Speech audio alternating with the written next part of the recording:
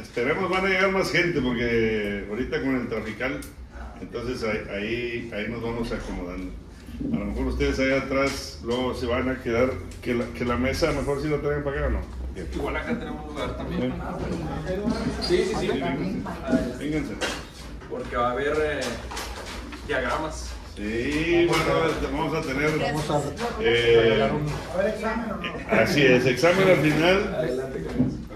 Bueno, muy agradecidos porque estén aquí puntuales con nosotros y estamos muy contentos porque hay gente que sabe mucho acerca de este tema.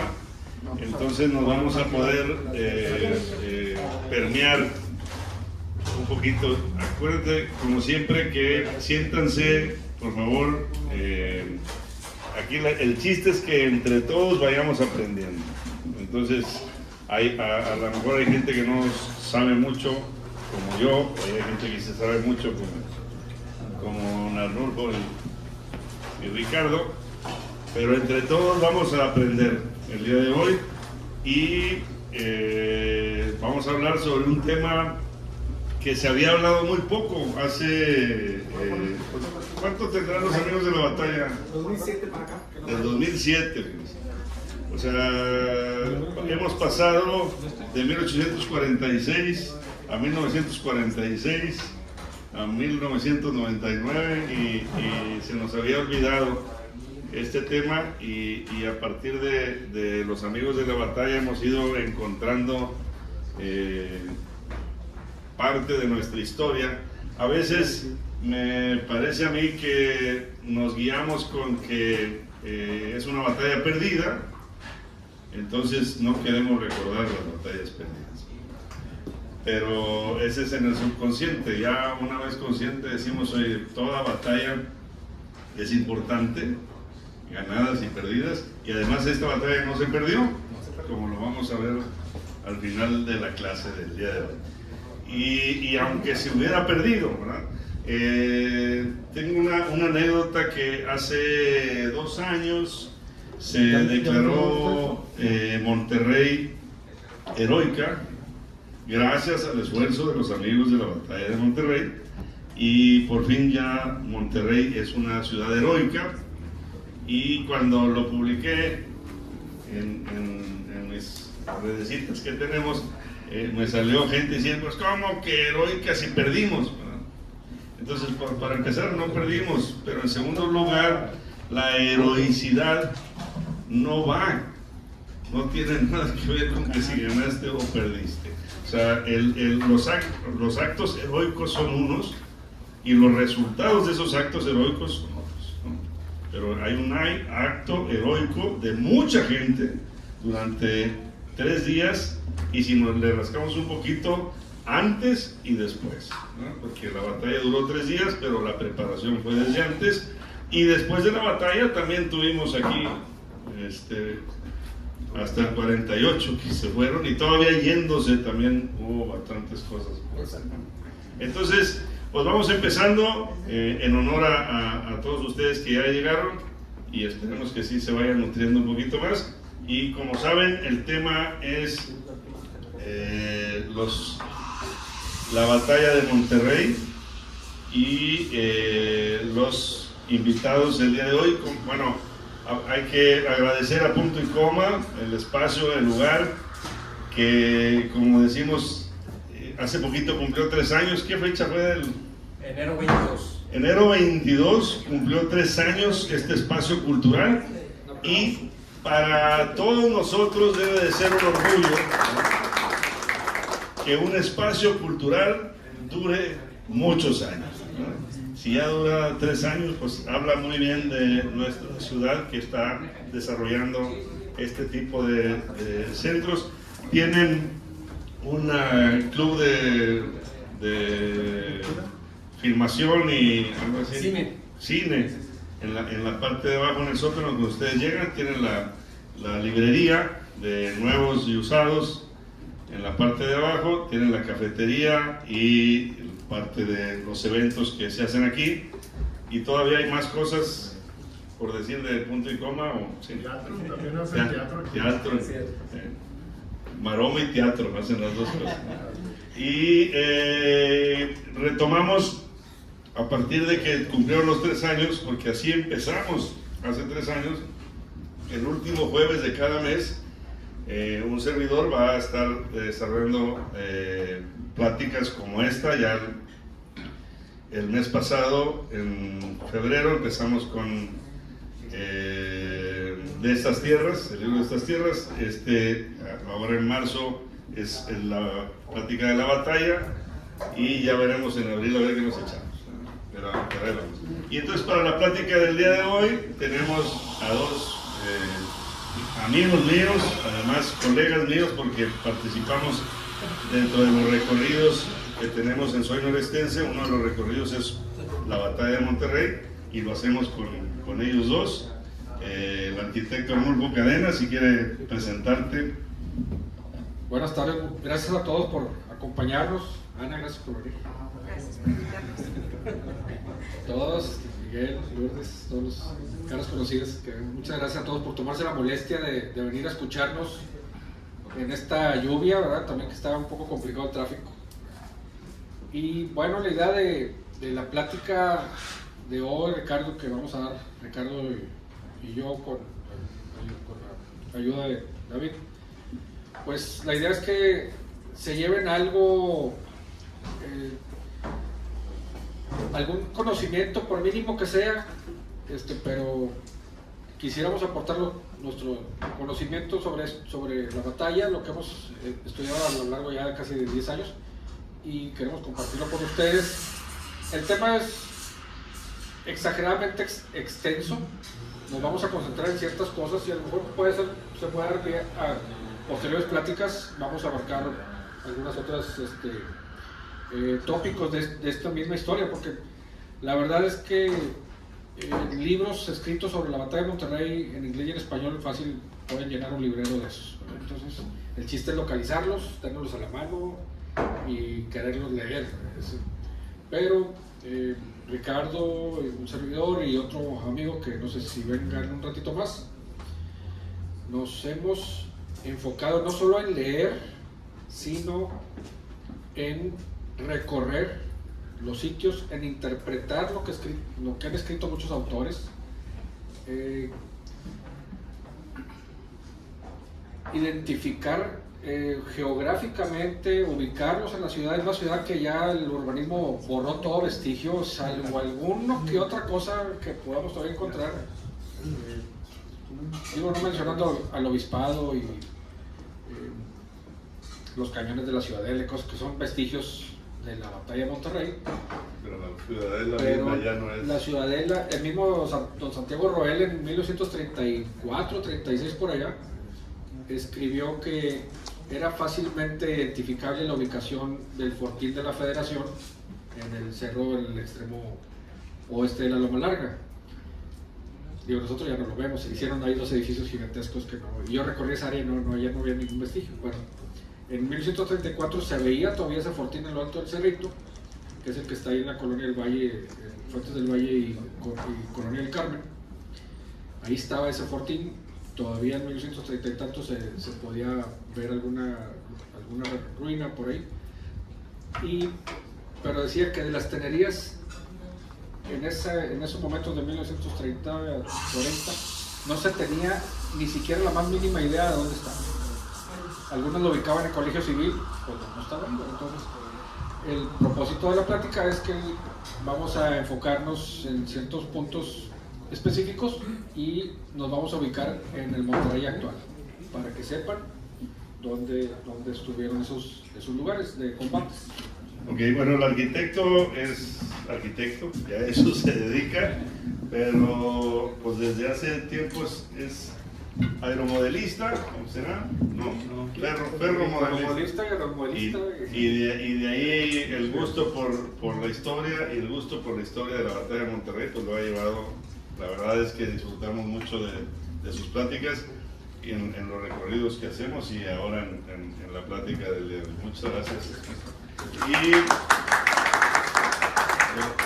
lo mismo sucede con el profe Ricardo Arrón, que también yo lo conocí en uno de los recorridos de los primeros recorridos que hicimos por la batalla de Monterrey, nos acompañó y nos quitó la palabra al arquitecto y a mí, con todo su conocimiento, y disfrutamos muchísimo, ¿no?, de esa pasión que tiene de la batalla de Monterrey. Recordando otra vez, nosotros en 1846 se nos vino el ejército norteamericano, ellos nos declaran la guerra a nosotros por un artilugio, iba a decir una mendiguez de ellos, a la hora de aceptar a Texas como primero un país independiente y luego que fuera parte de los Estados Unidos, y no nada más eso, sino que también diciendo que la frontera de Texas no era el río Nueces, como sí era, sino que el río Bravo, y entonces hubo una batalla ahí entre Nueces y Bravo, cerca de Brownsville, del fuerte Brown, lo que ahora es Brownsville, y ellos decidieron que como murieron algunos norteamericanos, que tampoco deberían de ser norteamericanos, porque todos los anglosajones tejanos debieron de haber renunciado a la ciudadanía norteamericana para hacerse parte de Texas. Pero bueno, con todo y eso, ahí con esa excusa decidieron invadirnos, ¿no? Y a partir de ahí se viene el ejército norteamericano con la idea de cruzar México y llegar hasta la Ciudad de México. Y por eso la batalla de Monterrey toma mucha relevancia y lo vamos a ver. Pero adelante, Ricardo. Gracias, muy buenas tardes a todos ustedes. Como bien decía David, el episodio de la batalla de Monterrey entra en la guerra México de Estados Unidos, pero aunque cronológicamente estaba ubicada en 1846 a 1848, la guerra con Estados Unidos, es un tema que ya viene de muchos años atrás. El primer acercamiento que tuvieron los Estados Unidos con México para querer adquirir lo que es el territorio de California fue en 1798. Todavía con la corona española querían hacer negociaciones, así como lo querían hacer también con la Florida o con la Luisiana, con los franceses. Sin embargo, no quisieron venderlo. Ahí empezó todo. Posteriormente viene la guerra de independencia con nosotros, y Estados Unidos, como siempre, es muy listo y empieza a enviar viajeros expedicionarios para conocer la cultura y el país. Y entre esas cosas viene una persona de apellido Poinsett, que hace un análisis muy completo de México. Yo creo que conocía más México que muchos mexicanos. Hablaba de minería, habló de vegetación, habló de ganadería, habló de siembra, minería, como le digo, pesca. Pasó todo lo que teníamos en unos libros, y eso fue lo que mandó a Washington. Obviamente, cuando Washington lee todo eso, dice: oye, nos conviene este territorio también. También hubo expedicionarios que iban de lo que es las colonias inglesas hacia California. Cuando empieza la guerra, ellos ya sabían que había oro, que había plata, que había cobre, que había todo. Así que no es casualidad que se haya dado la guerra con México. Hubo otros dos intentos de comprar territorio mexicano, los cuales no se dieron, uno con Agustín de Iturbide, por lo que permite la entrada de tejanos al territorio del norte. Hay algo muy importante en la guerra con México.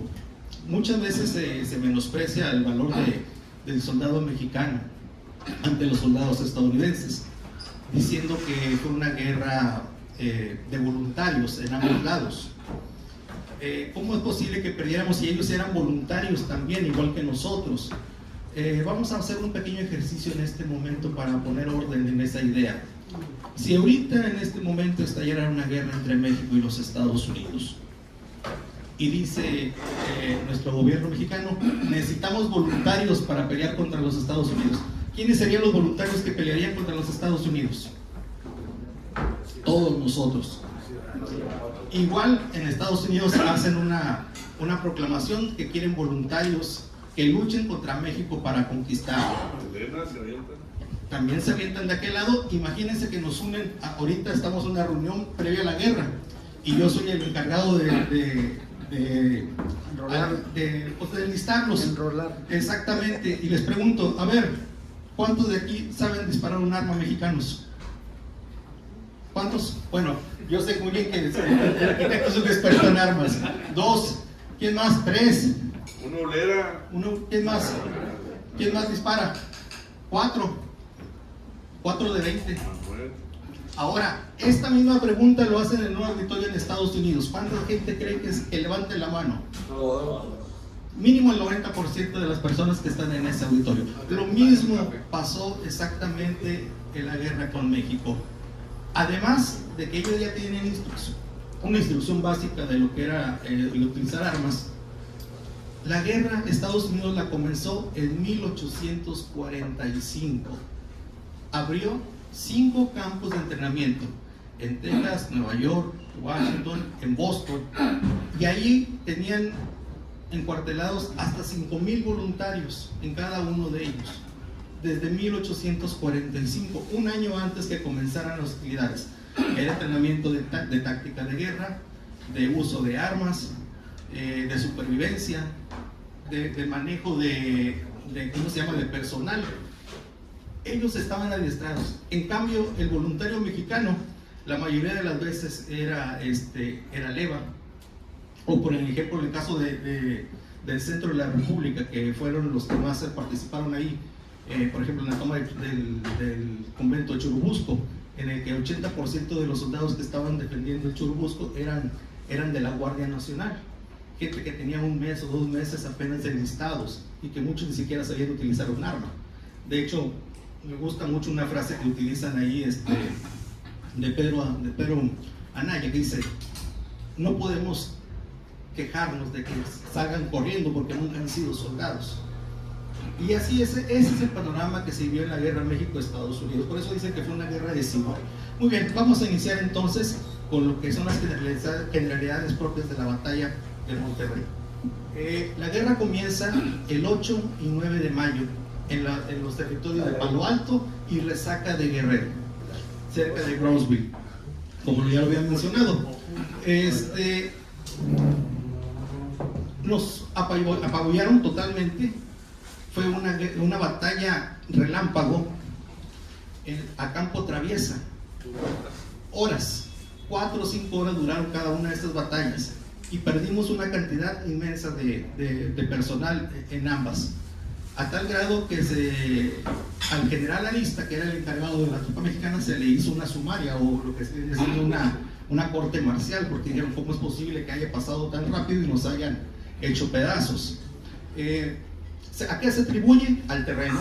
Era terreno abierto, donde los Estados Unidos pudieron desplegar la mejor arma que tenían ellos, que era su artillería, la famosa artillería volante, que era una artillería muy ligera, a diferencia de la artillería mexicana, que era pesada.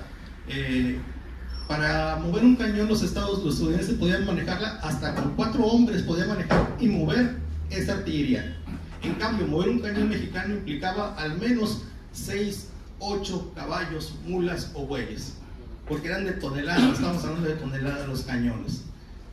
Se le llamaba artillería de campo. Donde la colocaban, ahí se quedaba. Para que se den una idea, un cañón de 24 libras, bueno, sí, nosotros un cañón de 24 libras que se han ido a los disparos, ahí se les planea con los cañones, los varanos son de 24 libras, ya los tenemos identificados.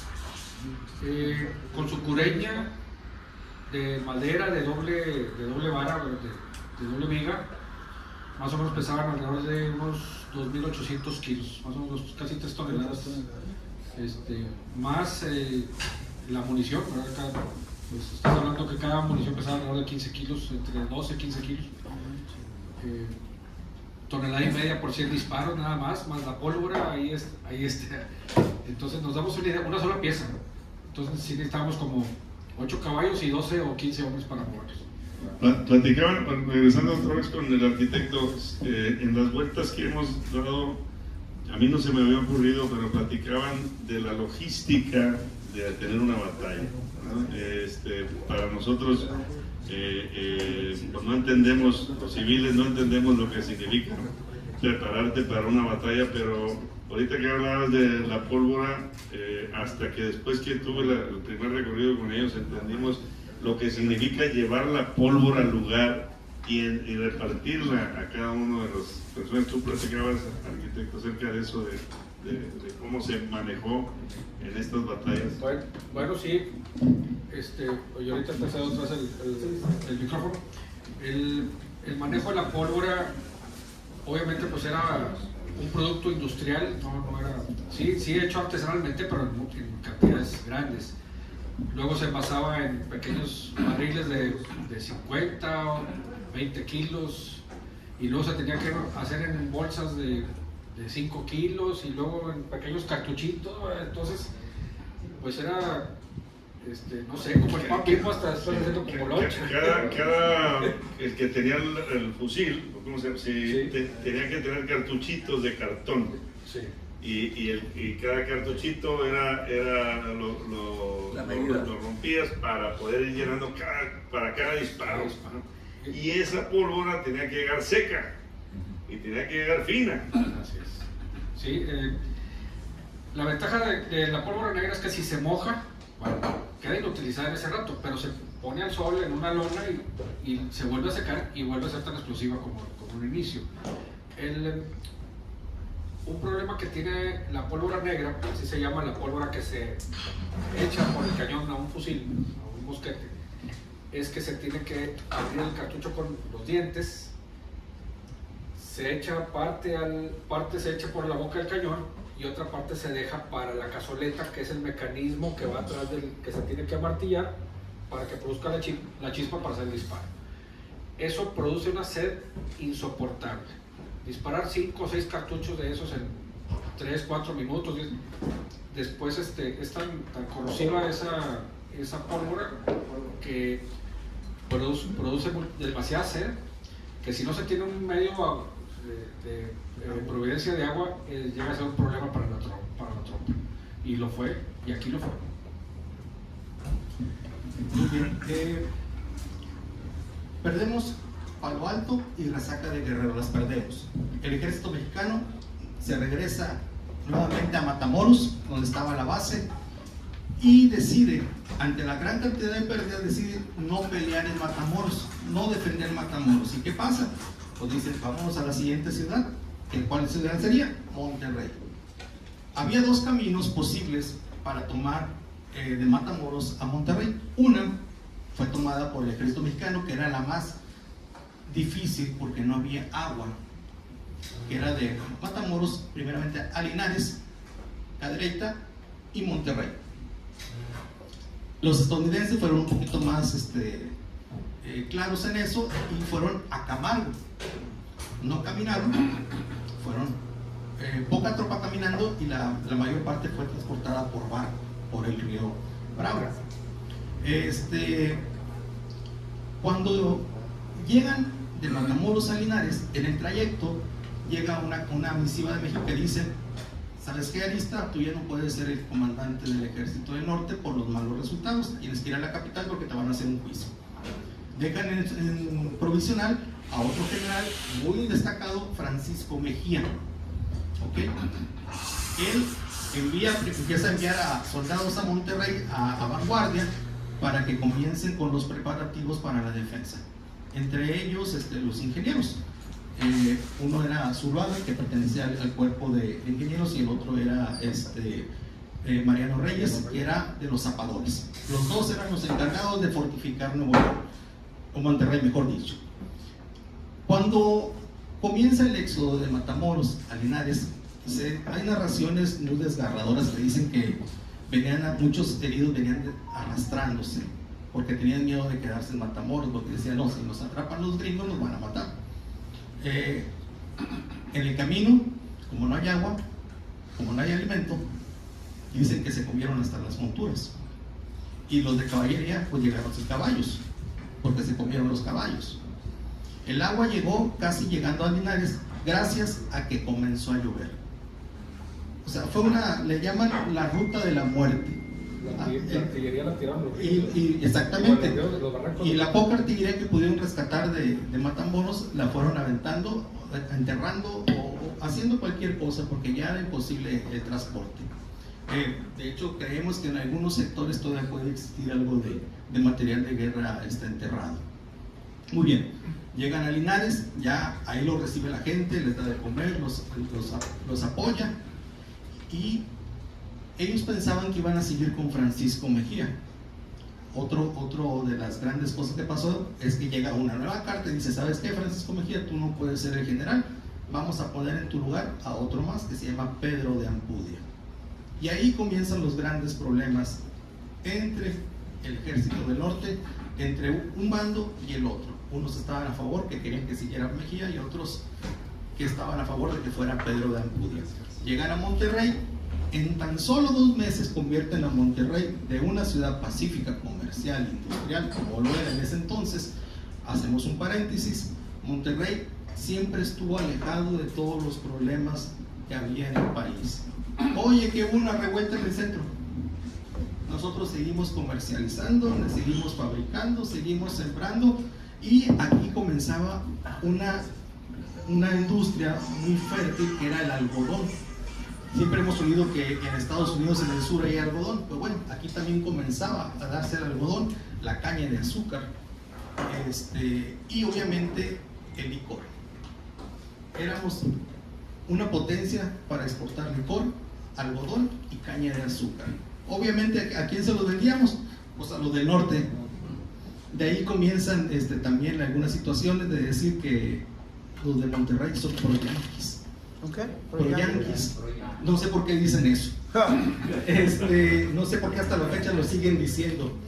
Empiezan los grandes regiomontanos de aquella época, empiezan a mandar cartas al campamento de los estadounidenses diciendo: oye, pues acá estamos, nosotros tenemos acá tratos con ustedes, que no queremos que vengan aquí, pero mira, para que no haya problemas, vamos a marcar nuestras casas con una cruz para que sepas que nosotros estamos en favor de que ustedes anden por estos lados. Obviamente, llegada la batalla de Monterrey, pues la cruz se la pasaron por el Arco del Triunfo y todo fue parejo. Muy bien, llegan a Monterrey, comienzan las fortificaciones. Hay 42 sitios de fortificación que se hacen en la ciudad, artillados y no artillados. Pero hay un preparativo, dices, para irnos con la cronología. Ya viene, o sea, el ejército norteamericano ya ganó Matamoros, el punto de Matamoros, y viene para incursionar para acá. Y el ejército mexicano, derrotado en Texas, viene herido, y le cambian al general para que venga Pedro de Ampudia. Pedro de Ampudia estaba en San Luis Potosí y se presenta en Monterrey y prepara la defensa de Monterrey. Es una decisión del ejército mexicano que hubiera una batalla en Monterrey, porque luego no vamos a tener batalla en Saltillo, también por decisión del ejército mexicano. Pero primero sí, o sea, la guerra en Estados Unidos, aunque los norteamericanos estaban preparados para invadirnos en los 2 océanos y todo lo más, hasta ahorita era este ejército de Zacarías Taylor, de 6.500 hombres, contra el ejército mexicano, que andaba más o menos en ese número también. Sí, más o menos. Y tuvimos suerte que fueran nomás como 6.500, porque en Camargo las fuerzas acumuladas militares americanas llegaron casi a 15.000. Imagínense, Camargo, vas ahorita a Camargo y es pequeño. O sea, cuando llegan los soldados, los 15.000 americanos, militares, barbajanes, muchachos enardecidos porque les ofrecieron visitar tierras exóticas y conocer muchachas, ¿verdad? Así decían los pósters de reclutamiento. Camargo tenía apenas 2.500 habitantes. Entonces se hizo un problema sanitario, alimenticio, de bandidaje, al grado que por enfermedades, por disentería y otro tipo de enfermedades contagiosas, empezaron a tener bajas los americanos, aproximadamente de entre 40 y 60 soldados diarios. Llegó un momento en que Taylor dijo: hasta aquí, ¿cuántas carretas tenemos? Pues nomás tenemos 200, ¿y para cuántos soldados nos alcanza? 6.500.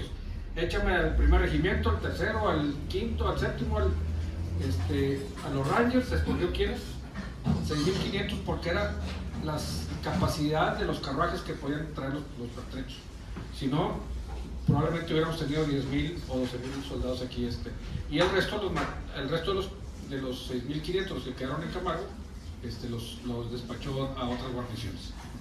Muy bien, entonces el ejército norteamericano se está preparando para venir a tomar Monterrey y cree que va a ser un día de campo hasta ahorita. Por eso cuando dicen 6.000 y cacho, con eso lo hacemos.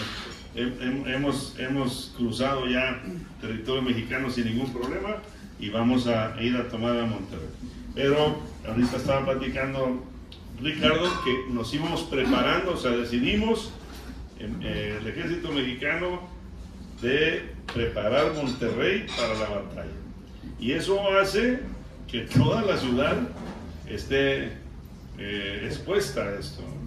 Y ahí, ahora sí, vamos platicando cómo Monterrey en ese entonces era una ciudad de 13.000, 14.000 habitantes. Cuando saben que la batalla viene para la ciudad, la mitad automáticamente comienza un éxodo hacia San Luis Potosí, hacia Saltillo o hacia otras ciudades. La mitad se queda. Obviamente muchos de esos que se quedaron son esos empresarios que querían cuidar su patrimonio. Obviamente también sus familias se quedaron. Entre los que salieron, pues sabemos que toda la iglesia católica salió. Nadie de los que estaba aquí se quedó. Cerraron las iglesias y dijeron, ahí se quedan, nosotros nos vamos. Otro que también salió fue nuestro querido Gonzalitos. Obviamente él pudo haber tenido otra situación ahí más personales. Hago un paréntesis, el general Arista le quitó la esposa. Así que yo creo que tenía miedo de que lo hubieran encontrado por acá. El general Arista se vino a quedar aquí a Monterrey en 1842. Vino a hacer aquí su casa, donde tenía una hacienda. Ahí, más acuérdame de la calle, hermano. Ahí de atrás, donde está el ISSSTE, Hidalgo, sí. por Constitución, atrás. Hidalgo. En la calle Hidalgo, pero no me acuerdo de la calle esa. Bravo. Degollado. Se da Degollado o 20 de noviembre. Pues donde está el hospital del ISSSTE, en la parte de Hidalgo, ahí estaba la casa del general Arista. Era una hacienda con territorio, con un buen terreno para sembrar. Ahí estaba Papis Pizza para los de mi edad. Okay. Y también pues compró la famosa hacienda de Babulica, acá para Salinas. Y aquí hizo su vida el general Arista. En ese tramo pues conoció a Gonzalitos y a su esposa, le gustó la esposa y pues véngase para acá. Así de simple, se la quitó. La llevó para México, toda la guerra, la esposa de Gonzalitos se la pasó en la Ciudad de México, pero obviamente protegida. Bueno, cerramos ese episodio de telenovelas. Como decían, estando ya el ejército mexicano ya en Monterrey haciendo los preparativos, esperando refuerzos porque quedó muy mermado el ejército del norte, que era el que defendió la zona de Brownsville. Esperó los refuerzos que fueron llegando paulatinamente de la capital. No llegó mucho dinero y sabemos que, por ejemplo, los estados que iban por donde iban pasando las brigadas que venían de refuerzo, pues pedían apoyo económico y de alimentos. Obviamente México estaba pasando por una situación difícil y era casi imposible que les dieran alimentos. O sea que llegaban con lo que traían cargando desde la capital o de donde vinieran saliendo. Recordemos que los soldados que defendieron a Nuevo León o a Monterrey en ese momento eran gente de San Luis Potosí, de Querétaro, de Guanajuato, de Jalisco, del Estado de México, de Querétaro, ¿me falta alguno? De Aguascalientes, por mencionar los más grandes. Y obviamente se abrió lo que nosotros conocemos como la cuota de sangre aquí en Nuevo León. Cada municipio estaba obligado, de acuerdo a la cantidad de población que tenía, a entregar personal para la defensa. Todo mayor de 16 años que pudiera combatir y que entrara dentro del porcentaje de la cuota de sangre estaba obligado a defender. Fueron encuadrados en algo que se llamó Batallón de Auxiliares de Nuevo León. ¿Okay? La ventaja de los auxiliares de Nuevo León es que por la misma naturaleza del estado muchos de ellos ya eran combatientes, principalmente de caballería, que nos defendía de los bandidos y de los nativos americanos, llámese comúnmente indios, apaches y demás. Exactamente, sabemos que hubo unas grandes incursiones, exactamente es la palabra, de indígenas para apoderarse del territorio o para buscar alimentos o buscar lo que sea. De ahí surgen las famosas historias de los túneles de Monterrey, porque la mayoría de las casas que conocemos del barrio antiguo tienen una especie de sótano donde escondían alimento, donde escondían dinero, oro o bien a las mujeres. Así que por eso es muy común encontrar esta leyenda de los famosos túneles. Hay una leyenda que me encanta que me la cuenten, del famoso túnel del obispado hasta la catedral. En aquel entonces recordemos que no se llamaba obispado, lo que conocemos ahora como obispado, era la casa de descanso del obispo nada más. Y sí hay un túnel del obispado, o había un túnel del obispado a la catedral, y me consta, pero antes el obispado se encontraba en los jardines de la catedral, donde actualmente está la estatua del padre Jardón. Ahí está una casona que creo que por aquí hay un cuadro que lo tiene también pintado, esa casona. Hay un túnel, sí, pero era hasta ahí, hasta ese obispado. Ese lugar era el sitio, como dato adicional, el primer sitio donde se estuvo el seminario Monterrey. Donde están actualmente los jardines, había una casa y ahí fue donde se inició el seminario Monterrey. Muy bien, cierro ese punto.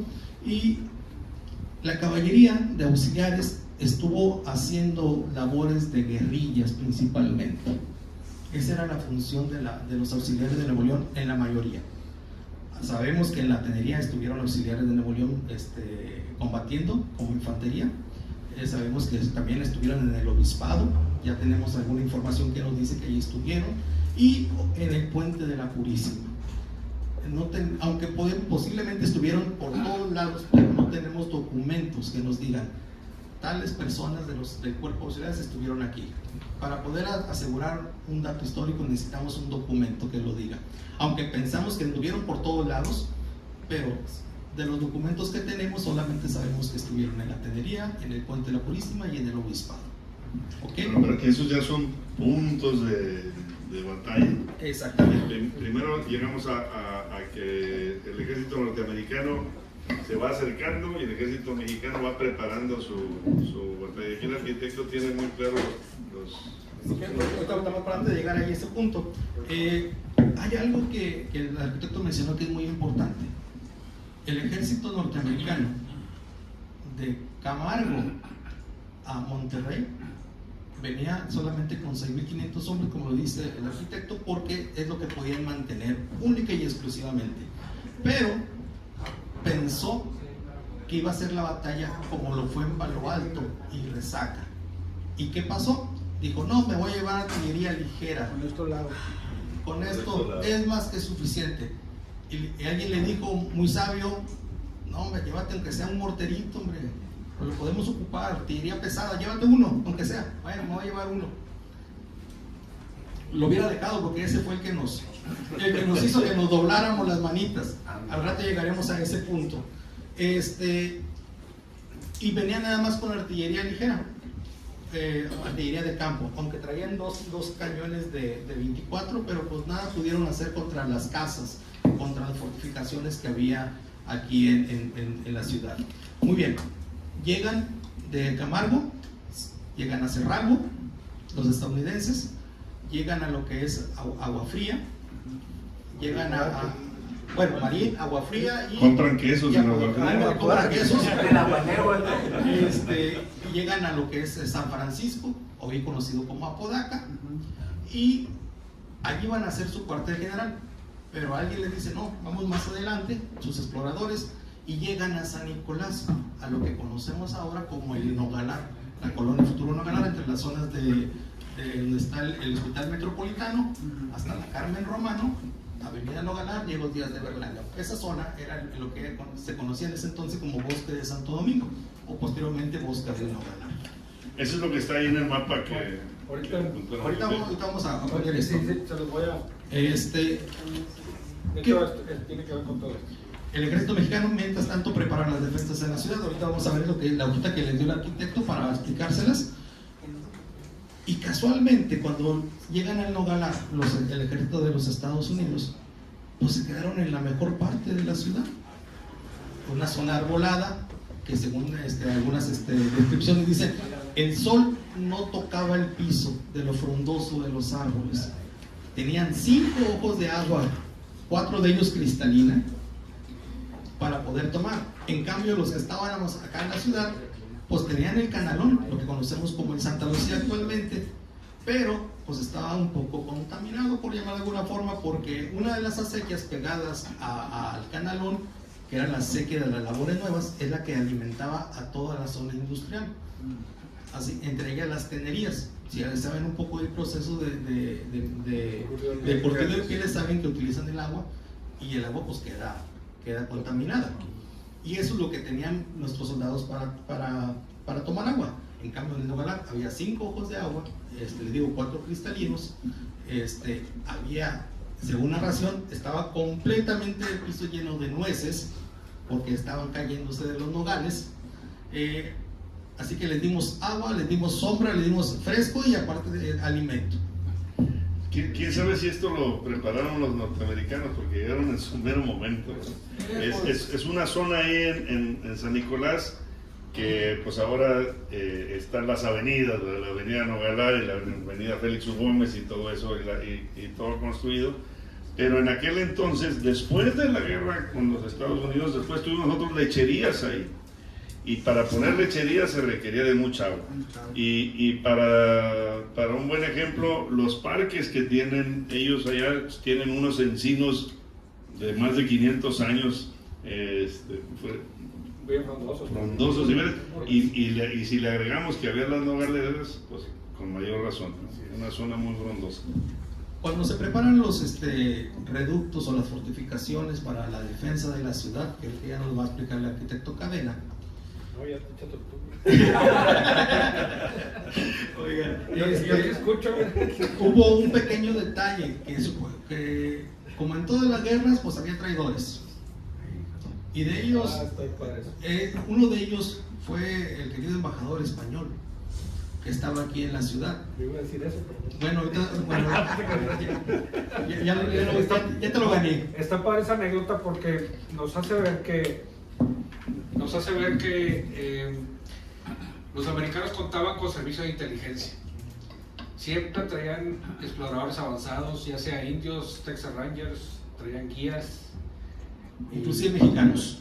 Incluso mexicanos. Entonces sí hubo mano negra ahí, cuando llegan los americanos ya conocían algunas de las partes fuertes de Monterrey, pero todavía desconocían una que sí les dio sorpresa. Exactamente.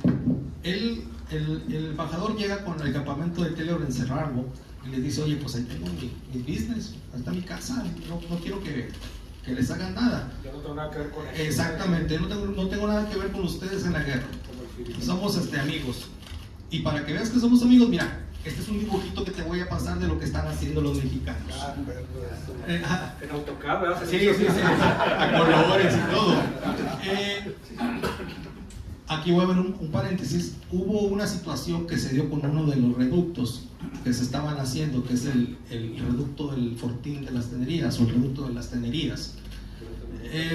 Ahorita les voy a platicar a Rulfo, porque ese es su tema. Hubo un momento en que estaban indecisos si lo hacían o no lo hacían, si se quitaba o se ponía. Yo creo que por eso el embajador no sabía de ese reducto, porque me creo que le tocó en ese momento de que no había movimiento de esa zona, y ese no lo plasmó en los dibujos que él llevaba. Se le peló. Exactamente. Y ahora sí, voy a dejar que hable el arquitecto, si no me va a regañar. Bueno, entonces vamos adelante. Vamos a una pregunta. ¿Todo eso pasa en cuántos días? 20 días. 20 días, 30 días cuando mucho. O sea, fue así. Estamos hablando que el ejército de los Estados Unidos comienza su marcha de Cerralbo el día 14 de septiembre. ¿Ya? A una semana de la batalla. Okay. Ahí fue donde lo alcanza y dice, mira, esto ya cuando llegan aquí a Monterrey ya traen el plan de batalla hecho. Bueno, acordémonos, el ejército norteamericano empieza a bajar de la Luisiana a Texas y su plan era llegar a la Ciudad de México. Ya. Entonces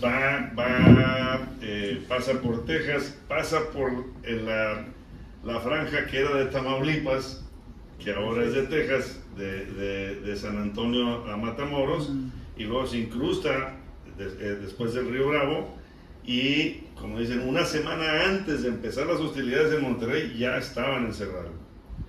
Y ahí es donde toman la decisión de cuántos van a venir y cómo van a venir, y se establecen en el Nogales, Sí. mientras el ejército mexicano estaba preparando la defensa adentro de la ciudad de Monterrey. Bueno, sí, me voy a ir un poquito para atrás ahí en ese punto de Cerralbo. Imagínense que lleven ustedes un grupo de gente, un tour, ¿verdad? Vamos de tour a Monterrey, pero son 6,500 y el caminito apenas cabía una carreta. Su equipo de zapadores que iban abriendo brecha, iban un día adelante, abriendo camino para pasar con cañones, caballos, carretas. Venían herreros, venían carpinteros para reparar los carros dañados, ¿verdad? Entonces sí hicieron la chamba, se lo tenemos que reconocer. O sea, mover en una semana o 2 semanas un camino que casi ni existía y hacerlo transitable para todo ese contingente, sí, bueno, ahí sí hicieron la chamba, y luego se topan con nuestro amigo español que pues él le suelta la sopa, ¿verdad? Y bueno, aquí es donde entro yo. Sí, adelante. Ya me quitaron el micrófono ya. Por ahí les pasé unos croquis. Por ahí les pasé los croquis. ¿Tienen croquis ahí? ¿Todos tienen? ¿Sí? Sí. ¿Alguien le falta? ¿Alguien le falta? Tenemos. Creo que todavía tengo uno por acá. ¿Aquí le faltaba por acá? ¿Ustedes? Déjame ver si todavía tengo uno, que no trajimos mucho. Acuérdense que va a haber examen. Estos son para que se los lleven. Este material mi Obama lo tiene, así que les sugiero, lo pueden conservar, lo pueden hacer anotaciones lo que guste. A ver, ahora ya no tengo yo. Aquí está. Aquí hay más. Deja si tengo uno.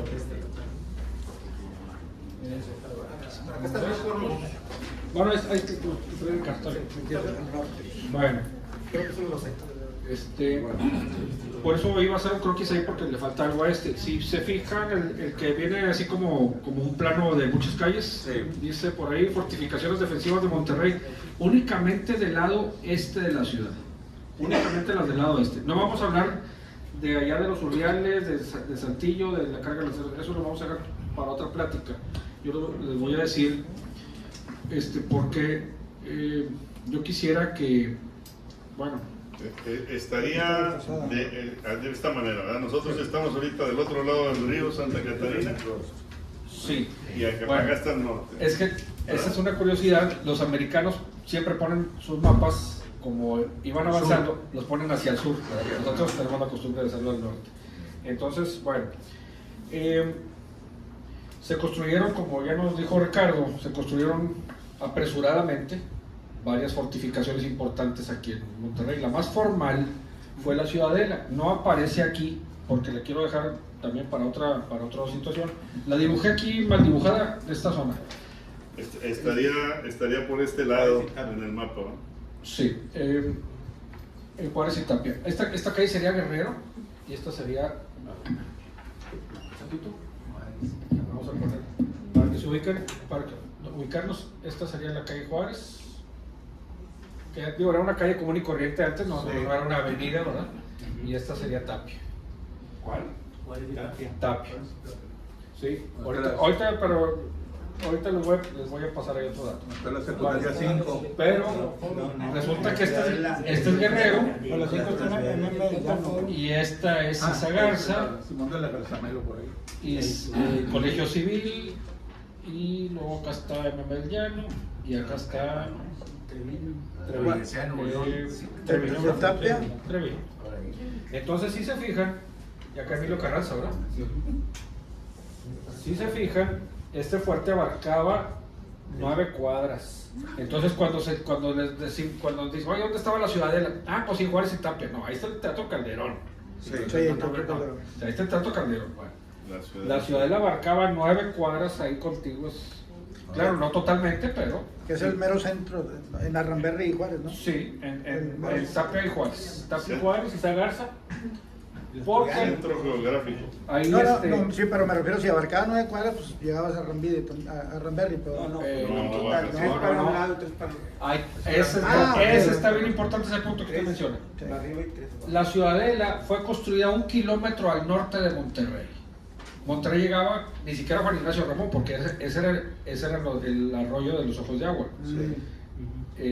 Llegaba a Matamoros. Matamoros. Era de la orilla del río Santa Catarina a Matamoros. Ese era el límite de Monterrey. Y 1 kilómetro al norte, estaba, Entonces, ahí está- colocaron la construcción de la nueva catedral en 1791, con la entrada viendo hacia la ciudad. No como está ahorita la catedral que vemos hacia el oeste. La entrada está del lado oeste. Sí, La entrada estaba al lado cuando sur. Monterrey requirió una catedral, decidieron empezar una de cero y se hace lo que después sería la Ciudadela. La dejan inconclusa y deciden mejor la parroquia hacer la catedral, había que adecuarla y entonces se queda inconclusa esta catedral que se iba a hacer y luego se hace Ciudadela pensando en hacer un fuerte, Un fuerte, así es. Bueno, pero también queda inconcluso. eso. Acuérdense que toda esta parte estaba despoblada, ¿no? Acá estamos en Colón. Acá Sí. el río Santa Catarina. Pero no había nada, esas nogaleras eran ranchos, ¿no? Había caña, sembradíos de caña de azúcar, maíz y alguna otra cosa de eso, ¿verdad? Rebaños de animalitos. Bueno, esto era una loma. Si ustedes vienen por Juárez de sur a norte, Padre Mier, está la bajadota, y luego Así es. llegando a un poquito antes de Tapia, Extremo Mediano, empieza a subir un poquito, sube como 1,5 metros o 2 metros, ¿no? Es una loma un poco chaparrita. Bueno, ahí fue donde estaba construida, donde quedaron las ruinas de la catedral inconclusa, que en los muros interiores de esa construcción, 2,80 por 3 metros las columnas más chicas de sección, 2,8 por 3 metros, ¿De qué material? de puro sillar, Pero así, de ¿no? puro sillar y Y y forrado arra- con cantera. Cálica. ¿Forrada? En unas partes sí, en las No he leído ese punto, bueno, pero bueno, qué bueno que nos dices eso. Tenía 36 columnas, las más grandes de 6 metros por 2,8 metros, las del frente, los dos del frente, y las columnas interiores, y estas les digo porque se los menciono.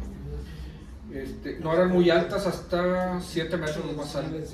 Sí, 7 metros. Pero eso ya 6,1 no metros las más altas. Sí, eso ya no existe, ¿verdad? Nada, cero, no existe ni un vestigio, ni una marca, nada de eso. El templo es muy parecido a la catedral que tenemos actualmente.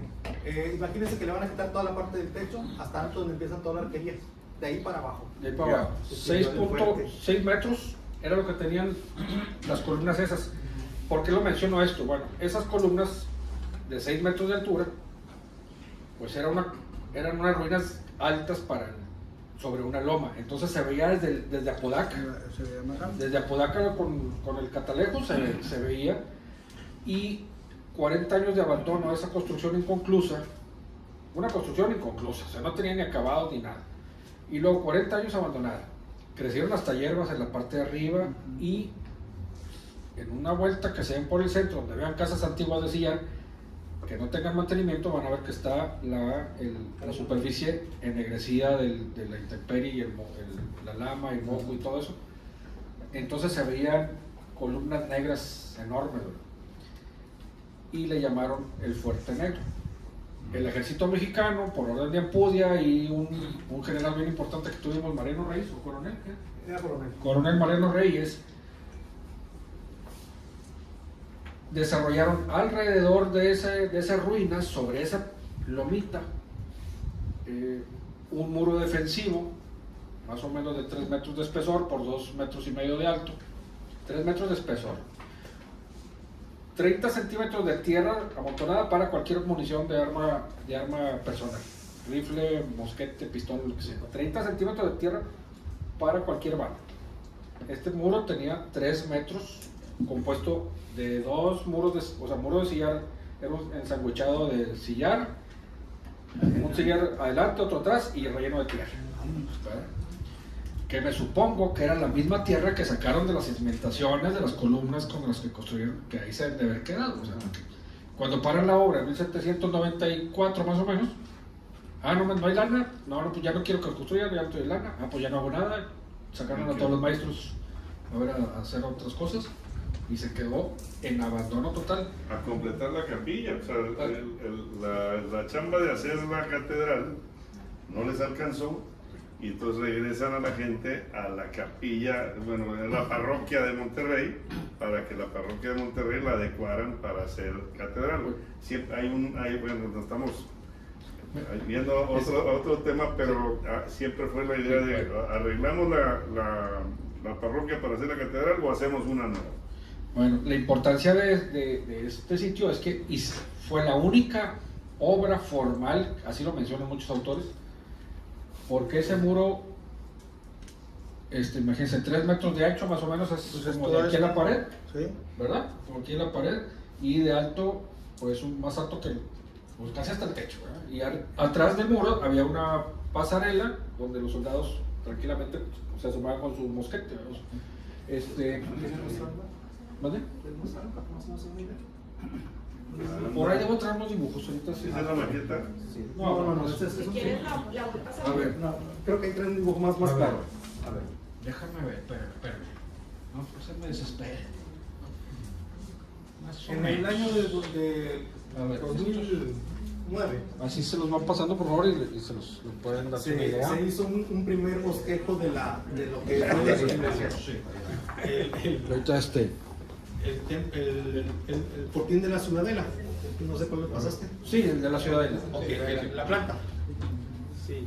Ok, ahí está más o menos lo que decía el arquitecto Cadena, que es la nave central de la catedral, que es el recuadro del centro, y lo que son los bastiones alrededor de Los picos esos, ¿verdad? Que se ven, que eran donde iban las posiciones de la artillería, ¿verdad? 200 por 200 metros. ¿Sí? 200 por 200. Sí, 191 por 200. perdón. O sea que cabían. ¿Quién la diseñó esta? Ahí te va. Resulta que había un señor coronel que se llamaba Mariano Reyes, ingeniero militar, y ese diseño de fortificación no es nuevo ni es exclusivo nuestro. Es un diseño italiano del 1600 o del 1500 y precisamente se llama Citadel y se empleó en numerosos países, hasta en Japón creo que hay fortificaciones de esa forma. Todas se llaman ciudadelas, en cualquier idioma, ¿verdad? Citadel, no sé cómo de otras maneras. Entonces ese nombre es a partir de la preparación de la batalla de Monterrey. Así es el nombre de una fortificación militar de ese diseño que tienen ahí en su hojita. Deja de ser unas ruinas de catedral para ser la ciudadela. Los muros de 3 metros súper defensivos y aparte las columnonas esas altas de 6 metros, de 3 por 3 metros. El cañón de 24 no le hacía ni cosquilla, ni el mortero, tampoco. Y menos los volantes esos de 6 metros. Es que volteo para allá porque estoy pisando terrenos de Miguel. Los cañones de 6 libras de la artillería ligera, no, hombre, no le hacían ni nada. Entonces, Pero seguía estando afuera de la ciudad de Monterrey. era el punto defensivo más al norte de Monterrey. ¿Verdad? Y luego, si nos vamos a la hojita ahora sí del croquis de calles,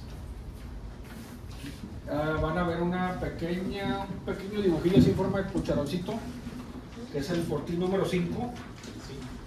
Ese fortín número 5 se conoce así porque así está plasmado en el plano más importante que tenemos americano de el famoso mayor Garland, Mansfield, Joseph K. Mansfield, ¿verdad? Mayor, que es el jefe de ingenieros, es este pequeño. Ricardo nos puede decir dónde está, pero bueno, ahí viene en el croquis. Más o menos Ruperto Martínez, es una suposición, hemos caminado esa área, esa es investigación de Ricardo.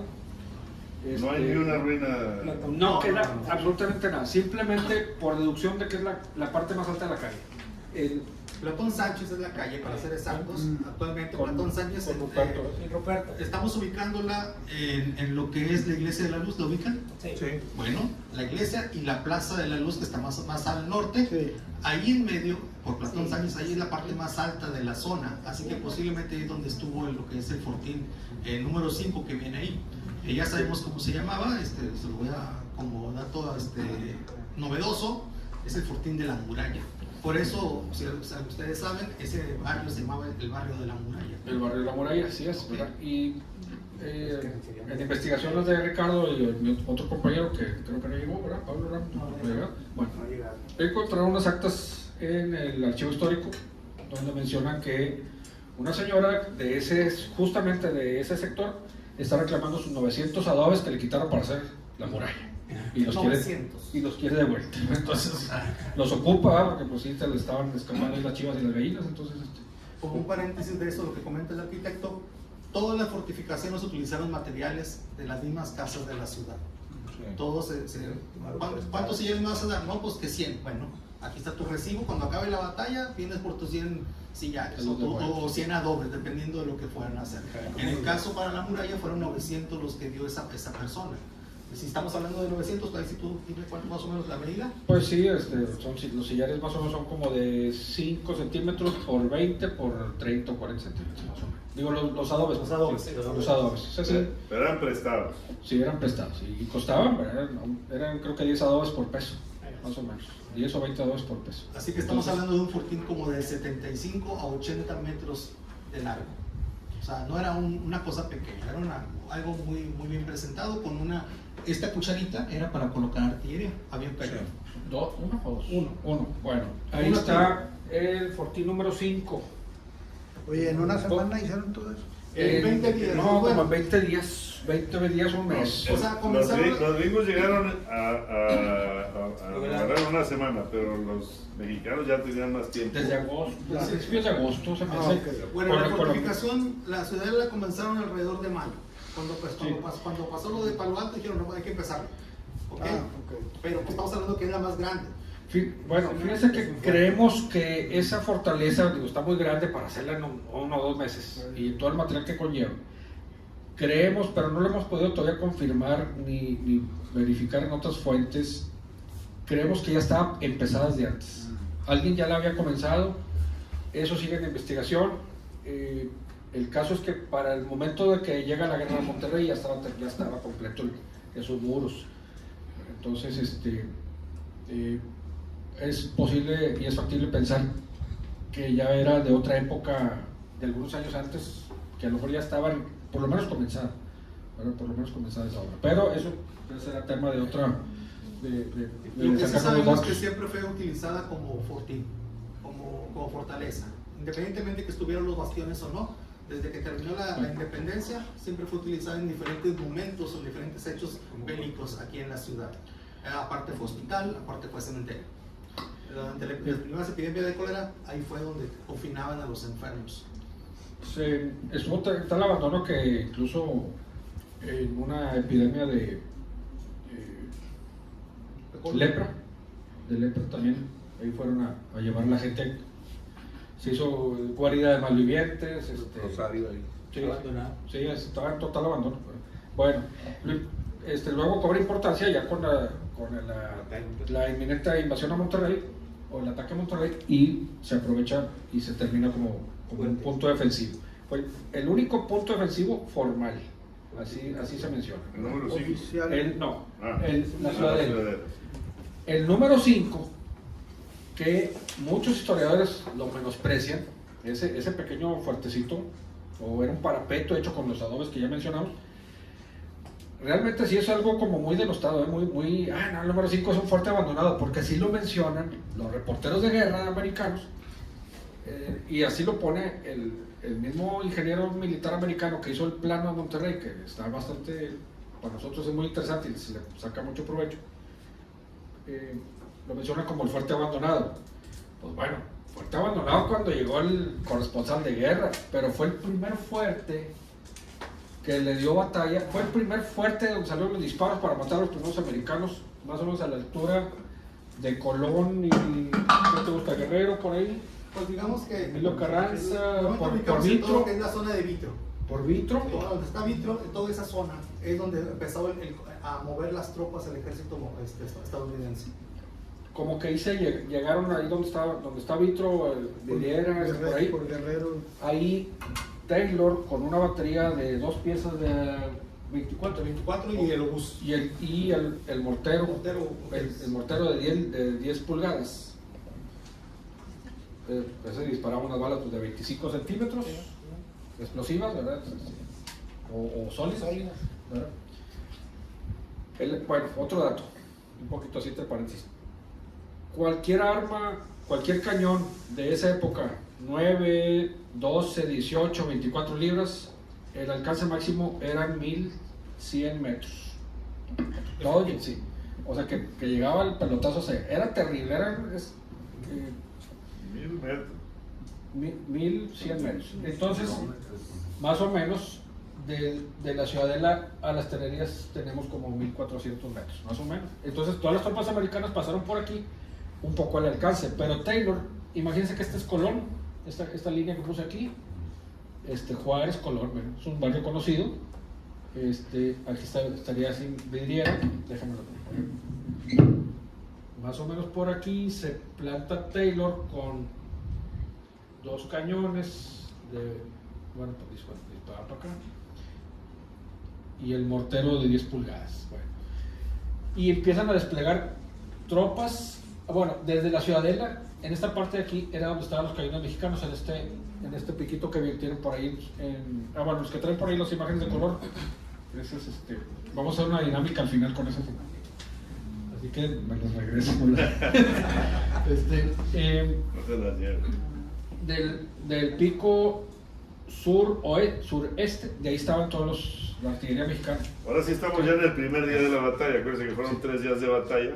Pues ya llegamos al primer día de batalla. Se acerca el ejército norteamericano, pasa por un lado de la Ciudadela y llega y se enfrenta.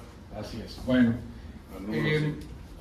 ven que aquí empiezan a disparar cañonazos a Taylor, al general Zachary Taylor, que luego llegó a ser presidente de Estados Unidos, en 1854, 52. Duran un año o menos porque se muere, al parecer envenenado, pero bueno. Ese presidente lo tuvimos aquí en esta parte de la zona de vidriera.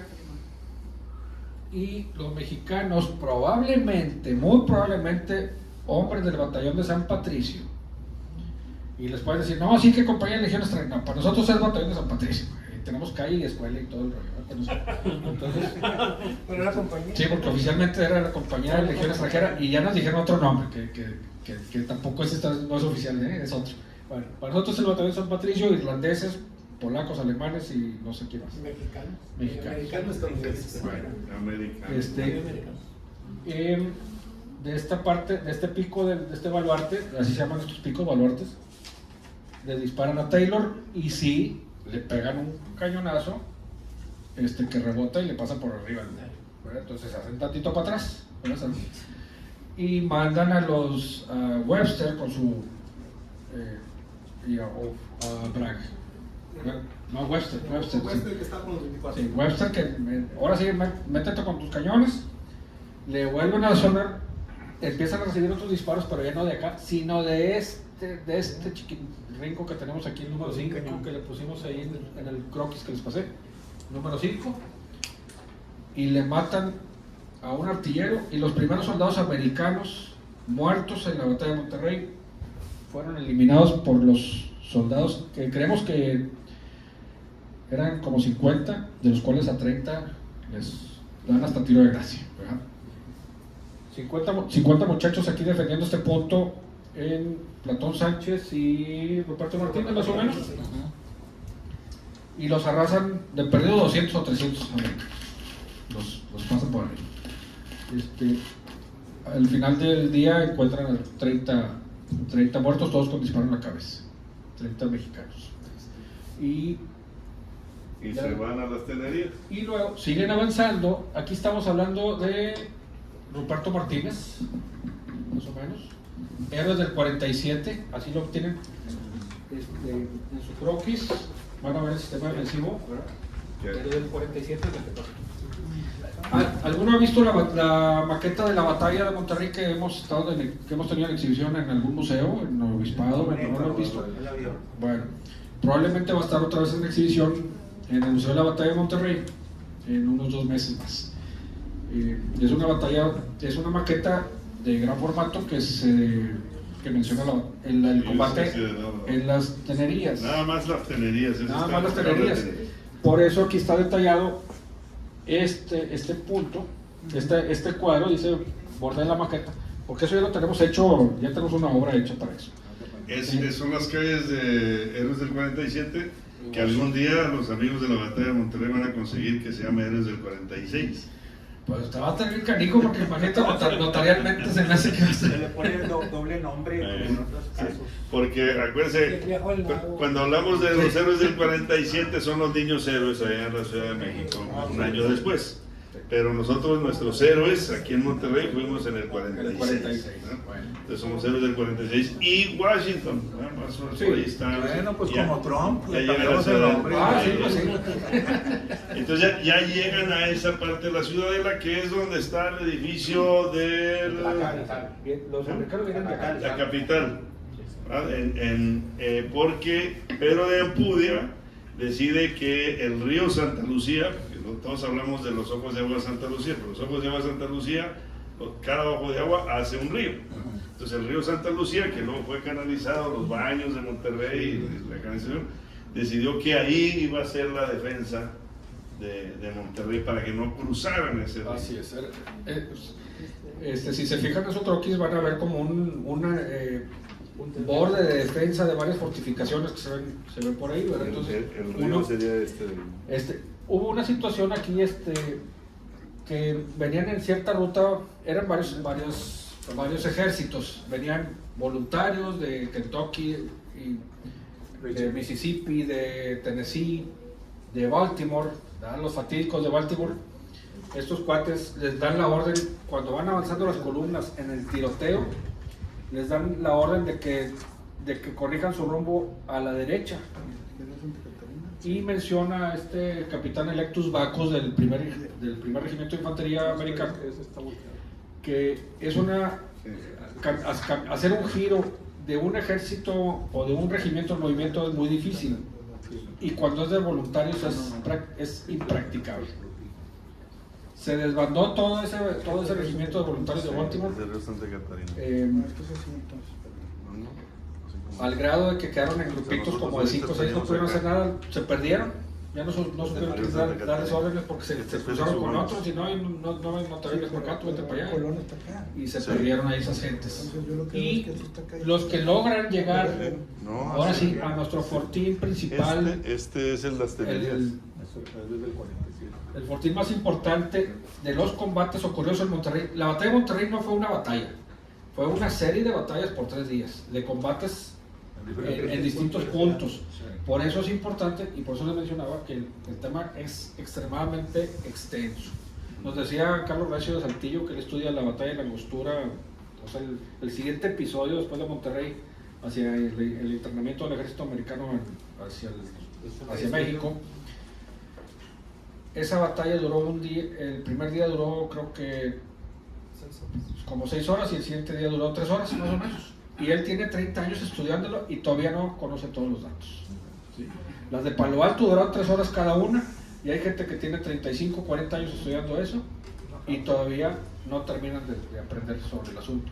Entonces, en el caso de nosotros empezamos formalmente con más a conciencia el estudio del día 21 de septiembre, desde el 2014 empezamos, Arnulfo y yo, después de que ya había sido exhibida la batalla de la maqueta del Fortín de las Tenerías. Y desde entonces, ahí en su croquis, en estos, desde el 14 a la fecha, no hemos salido de este cuadrito. No hemos podido salir de este cuadrito. Sí, obviamente sí investigamos todo lo demás, pero nuestro eje de investigación es este cuadrito nada más, este pequeño. Y todos los días encontramos nueva información, e inclusive corregimos, acomodamos o ampliamos lo que ya tenemos. Esa es, como dice el arquitecto, esa es la maqueta que estaba en exhibición en el Museo de la Batalla de Monterrey y antes estuvo en el Obispado. en el noreste. Ellos hicieron esa maqueta. Pero está cerrado el Museo de la Batalla, ¿no? No. Ya lo están abriendo. Pero ahí andamos otra vez. Pero, sí, no. Ahorita no hay mucho que ver, pero van a hacer una reinauguración, esperemos que sí tengan mejores piezas para exhibir.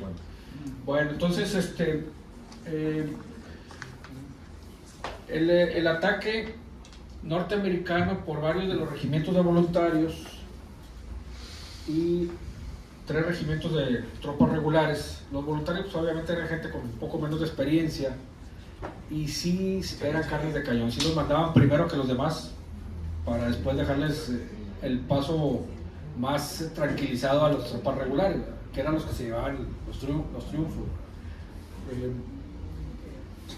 Ese fortín de las Tenerías pues era un fortín pequeño de tierra amontonada, pero igual paraba las balas. No trajeron artillería para combatir con artillería, sino simplemente infantería con buenos fusiles. Traían el nuevo fusil de los, por eso se llamaba primer regimiento de rifles de Tennessee, así se llamaba, y traían un rifle nuevo. No me acuerdo si ya era rayado o el Baker o cuál era. ¿No? ¿Todavía no era rayado? Los mexicanos. Sí, los americanos. Los mexicanos sí. Sí. Eran Bakers que eran para Sharpshooters. Sí, esos que no traían para el aditamento para bayoneta. No traían bayoneta. Entonces, del primer regimiento de rifles de Mississippi, ellos atacan al lado derecho del fortín. Se acercan, estaba como lloviendo así más o menos como está ahorita, todo en lo da. Vienen desde 2 kilómetros avanzando a penurias ahí, recibiendo disparos de la ciudadela. La ciudadela los estuvo hostigando, le sacaron la vuelta, no quisieron atacar aquí. Entonces, todo el ejército americano se va por estas, más o menos, en estas rutas, y luego los que se cruzan aquí, que se pierden, los de Baltimore. Este es el fortín de las Tenerías, más o menos tiene esa forma. Todo el tiempo hostigados por los disparos de aquí de la ciudadela. No sabían o no tenían la certeza de esta fortificación. Llegaron, yo creo que a 15 metros, dan la alarma a los mexicanos y el disparadero y el corredero, más o menos a las 8 de la mañana, eso. Tumban un montón de gente. Las tenerías eso era, o sea, era una fábrica de pieles, ¿no? Y aprovechaban el río Santa Lucía para limpiar esas pieles y a eso se dedicaban. Entonces Pedro de Ampudia decía, oye, ahí vamos a poner una fortificación y preparan, ¿qué es lo que presentas tú en la maqueta? Cómo preparan ese lugar, dejan de trabajar las pieles para defender la ciudad. Sí, ahí en el barrio antiguo hay una calle que se llama Vicente Riva Palacio. Esa era conocida antes como calle de las Tenerías. Y ahorita que no se me olvide darles otros hojas interesantes que les van a poder servir para otras conversaciones. Prácticamente los americanos se fueron a la zona industrial de Monterrey. Ahí se producía lo que ya mencionó Ricardo, pieles que se usaban para todo tipo, calzado, monturas, arreos de caballos, bandas para mover máquinas con molinos, tapicerías, todo lo que, o sea, tenía muchísima aplicación. El cuero sustituía plásticos y sustituía telas, que ahora digo, más bien ahora lo sustituimos con otros materiales. Entonces sí fue un problema porque se paró la producción de todos esos productos que se exportaban a otros estados o incluso Estados Unidos. Sí nos afectó bastante. Se topan de sorpresa con ese fortín de tierra, más o menos de dimensiones similares a los amontonaderos, a los muros defensivos de la ciudadela que les platiqué, un poco menos, muy artesanal. No alcanzaron a completarlo, entonces tuvieron que ponerle sacos de tierra arriba, y los cañones, 3 piezas que sí estaban operativas, quedaron expuestas. Entonces los artilleros tenían que pasar las balas. Llegó un momento que los gringos se envalentonaron y se venían en filas así estilo napoleónicas, ¿verdad? Así, y los artilleros tenían que pasar las balas por entre los rayos de las ruedas y el tiroteadero, lo que les decía de los cartuchos, de la pólvora que producía la sed. Eran costales de algodón que con los disparos se iba haciendo brasa y hasta que se incendiaban, y mucha gente se le prendían las cartucheras y hubo varios quemados ahí nomás por eso. Entonces, Una pregunta. El canal de Santa Lucía es lo que dices el río de Santa Lucía. Exacto. Sí. A ver. Los ojos de agua de Santa Lucía nacían justo en el donde está el obelisco ahí de Juan Ignacio Ramón. Sí, por eso está agua de drenaje ahí. No está porque hay que parar aquí el lugarcito. Pues, ahí sale el agua. Cuauhtémoc y Juan Ignacio Ramón, ahí empiezan los ojos de agua y a partir de ahí, si te pones en Juan Ignacio Ramón, es río abajo. Toda la calle era río abajo. Ahorita pasas la Macroplaza y está el Canalón. Pero hay, o sea, era parte del río. Ya están los baños.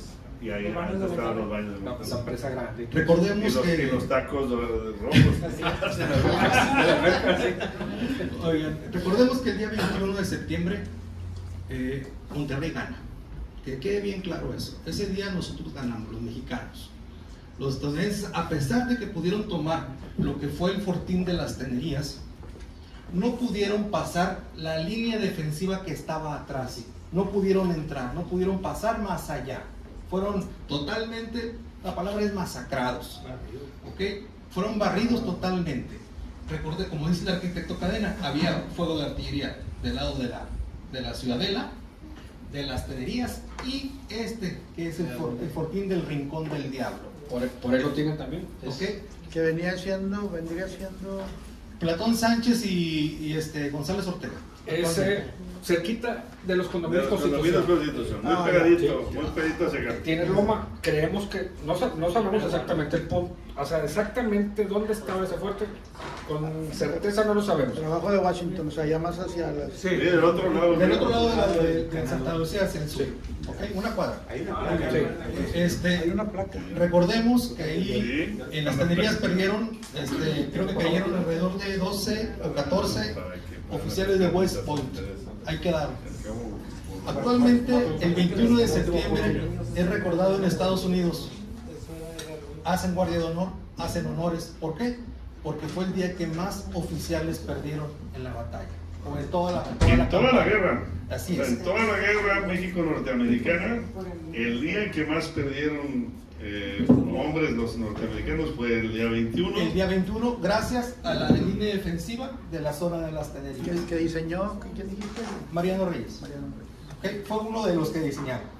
Aquí, por ejemplo, el fortín de la Tenería fue por Joaquín Colombres, Joaquín Colombres, que fue héroe también de la guerra. 19 años, con ingeniero franceses. militar, héroe de Puebla. Chequen la biografía de Joaquín Colombres. Ahí lo pueden apuntar.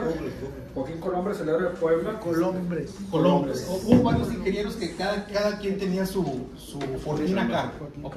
Pero la línea defensiva fue hecha casi en su totalidad por Mariano Reyes, ¿ok? Me gustaría cerrar aquí nada más porque si no nos vamos a extender demasiado. Que quede claro, el día 21 los mexicanos ganamos, los estadounidenses perdieron muchos hombres. Sabemos por las crónicas que hay que quedó tapizado todo el campo de batalla de cuerpos, de heridos, muertos. Y hay algo que siempre hemos dicho el arquitecto Cadena y yo, que es inverosímil creer que solamente fueron 123 muertos. No. ¿Quién dijo eso? Esa es la cifra oficial que nos da. Parte de guerra. Venían que se nos bloqueó. 6.500, venían. Es imposible porque vemos lo que provocaban las armas y por ahí vemos películas como Gloria o como El Patriota, Ajá. que hay una escena donde va una bala de cañón rodando y empieza a romper piernas o cabezas y todo. Exactamente pasó. Sabemos que hay personas que fueron únicamente identificadas porque, esa es la bota de fulanito, pero lo demás, quién sabe dónde quedó. ¿Por qué? Porque los pelotazos fueron impresionantes. Por eso es imposible. Ellos dijeron 1, 2, 3, 123 muertos. Pero hay una A cantidad. corta distancia, cañonazos y mosquetes. Hay una cantidad de desaparecidos que no se contemplan en los muertos. Pero creemos que muchos de ellos fueron porque se desaparecieron totalmente. Oye, y bueno, ¿y en qué momento es ya perdí, güey? O sea, ¿qué pasa ahí? Ese día se repele el ejército norteamericano. Toman las tenerías, ven que ya no pueden pasar de esta línea y dicen, no, vámonos, nos Se regresamos regresan. al Nogalar. Obviamente dejan una guarnición aquí para que no puedan los mexicanos tomar el punto, para que no lo vuelvan a retomar. Obviamente para los mexicanos ya no era adecuado retomar este punto. ¿Por qué? Porque pues, toda la fuerza estaba combinada acá. Cabe aclarar que entre cada uno de estos puntos defensivos había una empalizada, es decir, una vara de palos para que no pudieran pasar. Intentaron en 3 ocasiones, posterior a las tenerías, tomar esta línea defensiva, pero no pudieron. El punto más fuerte fue el puente de la Purísima, que es el que se encuentra atrás del Museo Metropolitano. Hay un puente actualmente de ladrillos color rojo, por ahí. Ah, sí, el que está la Divina. Ándale por ahí, mira, por ahí exactamente. Sí, la gente cuando dice el puente de la Purísima, Sí, nos trasladamos a la Plaza de la Purísima, pero no tiene nada que Es el ver. puente del río rojo. Sí, ese, sí, sí, muy sí, bonito. Es Diego de Montemayor y creo que es... Pero ese fue el segundo día. No, El pero mismo no día estamos fue. hablando. El Diego Estamos Montemayor. hablando aquí. Intentaron tomarla. Recuerden que todo esto, había casas aquí. Las casas estaban cubiertas también por soldados mexicanos. Así que yo creo que fue atroz ese día para los norteamericanos, que no sabían ni qué pasaba aquí adentro, porque entraban a las calles y de repente de los techos salían soldados mexicanos y les disparaban o les lanzaban piedras, lo que fuera primero. Muy bien, el día 21 se regresan, no pueden pasar, se van con la cola entre las patas literalmente, dejan a los heridos. Aquí mueren varios comandantes. El ejército mexicano recoge a Butler. A Butler, Watson, varios de los ingenieros militares de dibujar, de los topógrafos. En el caso de Watson, está ahorita el ABC por ahí. Ahí, por el ABC. Exactamente, ahí enfrente, ahí cayó. 5 de mayo. 5 de mayo y Escobedo. Más o menos por ahí, ahí lo recogen y ellos lo llevan al hospital mexicano para que los atiendan. Algunos mueren, otros se recuperan. Muy bien, aquí lo vamos a dejar porque si no nunca acabamos. Sí. Me gustaría, te voy a comprometer. No importa. Me gustaría que ojalá aquí David los invite a un recorrido, porque aquí les podemos explicar en papel todo lo que quieran, pero nunca van a entender si no vamos por los sitios y los lugares donde se llevaron a cabo. Acabamos el 8 de marzo pasado, hicimos el último recorrido. Una chulada. Así, si se pueden poner de acuerdo con David y hacemos otro recorrido para explicarles, miren, aquí exactamente venían de allá, vinieron para acá, subieron, bajaron y así lo van a entender mejor. Y nuestros 2 expertos en la batalla de Monterrey nos acompañan a cada uno de los puntos donde hubo. Ahorita platicaban que hay placas, porque ellos mismos se han organizado, los amigos de la batalla, para poner placas en donde hubo, ellos le llaman reductos. A mí también al principio me decía, hubo la batalla de Monterrey, aquí hubo batalla, aquí también hubo batalla, aquí también hubo batalla, pero ya les entendí la idea. La batalla de Monterrey es todo en conjunto y los lugares donde hubo combates son los reductos. Y vamos a entender, porque también el ejército norteamericano se divide y hay otro borlotazo y nos meten en un lío en donde ahora sí entramos a la ciudad. Pero eso lo vamos a ver, encantados de la vida en cualquier de los recorridos que hagamos sobre la batalla. Y les vamos a dar nada más, para que cierren los 2 maestros en un minutito cada uno lo que alcanzamos a ver ahora, y que nos ayuden a preguntar todo lo que tengan Cualquier pregunta. en 3 minutos tienen para preguntar. No, yo no maté a nadie, definitivamente.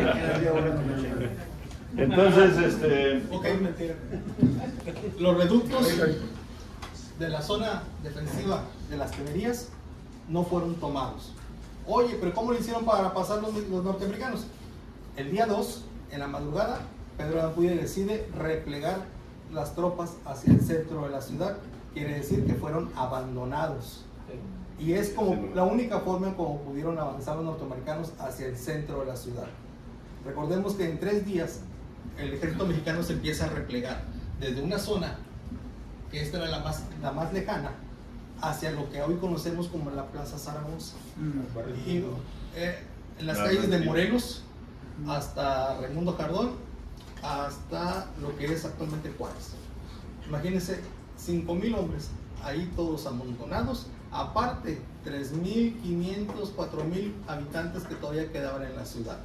Les dije ahorita, la única arma que nos pudo vencer es el mortero de 10 pulgadas. ¿Por qué? Porque esa arma la colocan en el piso y empieza a disparar en forma de parabólica hacia donde la apunten, con balas explosivas o balas sólidas. Resulta que nuestro fortín principal era la catedral, ahí estaba el cuartel general y ahí también estaba lo que era el polvorín, cerca de entre 14 y 18 toneladas de pólvora. Una de las balas de ese famoso mortero cae al techo y explota. Ahí fue cuando la gente dijo, ah caray, si esto llega a pasar otra vez y traspasa el techo, adiós Monterrey. Adiós Monterrey. Estamos hablando de al menos 15 toneladas de polvo. ¿Ok? Todos concentrados en la Plaza Zaragoza, bombardean. Nomás para terminar, vamos a adelantar un poquito. Desde el Fortín de las Tenerías, aquí pusieron 5 cañones apuntando hacia el cielo para que dispararan y cayeran donde quisieran. En el puente, en la iglesia de la Purísima, ahí había un cementerio, estaba otro fortín, ahí pusieron otra artillería, también apuntando hacia la catedral. En lo que es la calle Pío X, la colonia Pío X, había otro fortín que fue abandonado por los mexicanos, ese sabemos que fue abandonado. Pusieron otro cañón y empezaron a disparar hacia el centro de la ciudad. O sea, nos empezaron a disparar por todos lados, fue cuando dijeron, se acabó ya no queremos saber nada. Pero no porque tuvieran miedo, sino porque dijo Ampudia, mandó una misiva a Taylor, oye, aquí tengo X cantidad de mujeres, niños y ancianos, dale chance de que salgan. Dijo Taylor, no hay paloma, esa es mi ventaja. Dijo, déjalos que salgan y entonces sí, hasta que el último quede parado. No quiso. Y después como se empieza a dar los términos de la capitulación, que se da el 24 de septiembre, 3 días después, que no es otra cosa más que decir, vamos a hacer un acuerdo, digamos así que fue un empate, pero pues te voy a dejar la ciudad. El ejército mexicano sale con armas, con banderas en alto, que eso es un indicio de que también, que no fueron derrotados, que no fueron humillados, ¿ok? Y el último fortín que es desalojado es la Ciudadela. De ahí salieron los famosos San Patricios. Ahí hace el ejército norteamericano, hace 2 columnas, 2 vallas a los lados para rendirles tributo, para rendirles honor.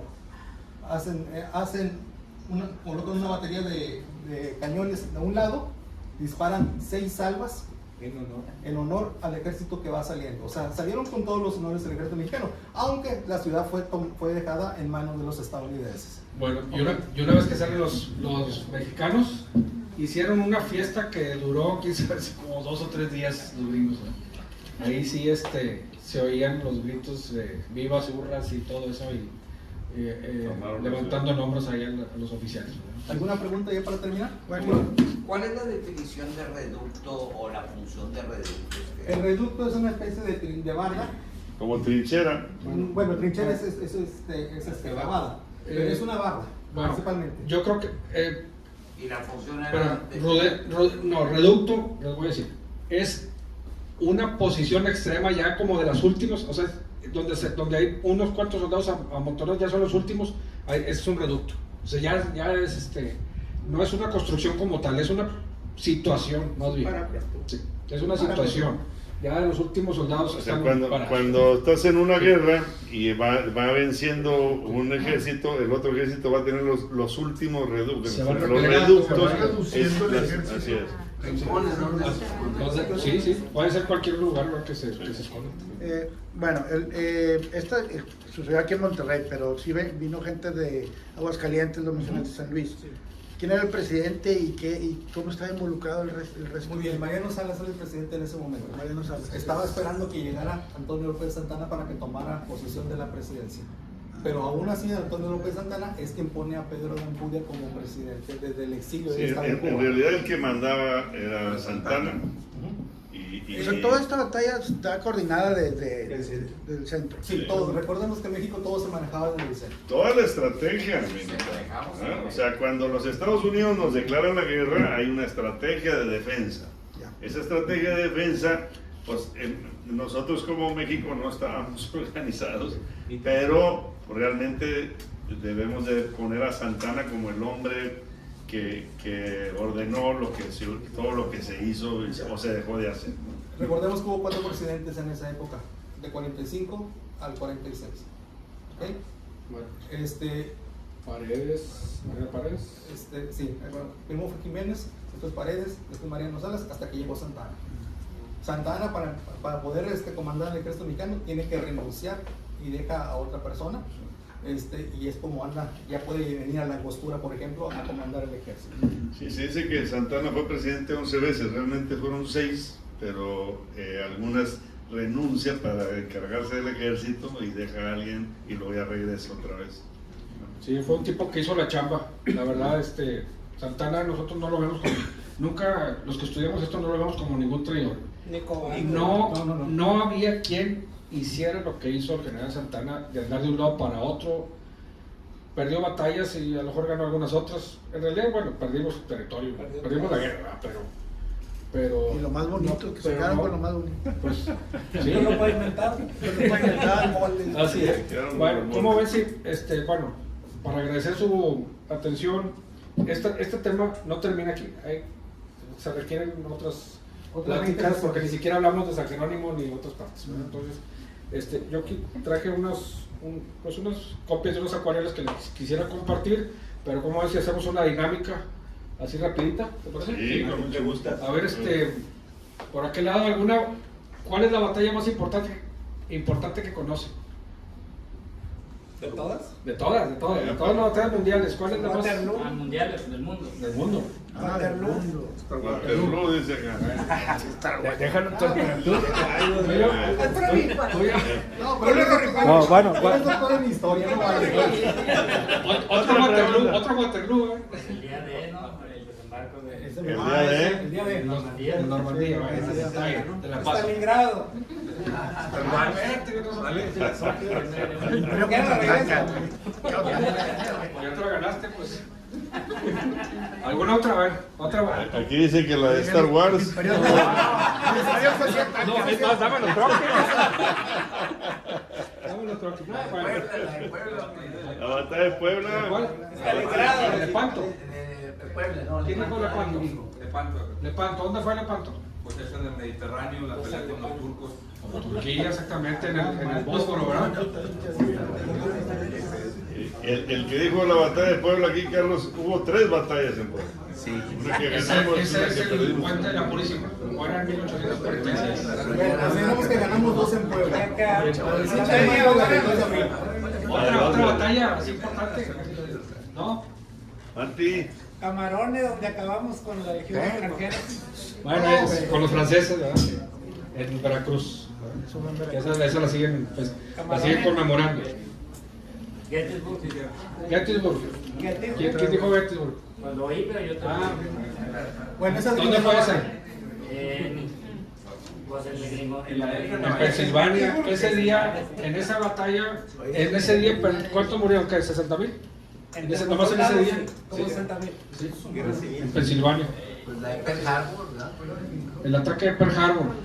Más o menos, ¿cuántos muertos hubo en Pearl Harbor? No hubo mucho. Bueno, ¿cuándo fue? 4,000. 1940. 6 de diciembre de 1941. Segunda Guerra Mundial. 6 de diciembre de Con la 1941. batalla de Stalingrado, que fue lo que marcó la derrota de los nazis. Ya le dieron eso. Ya le dieron ustedes. ¿Ya le dieron? Ah, no, yo digo que me deis. La de San Jacinto.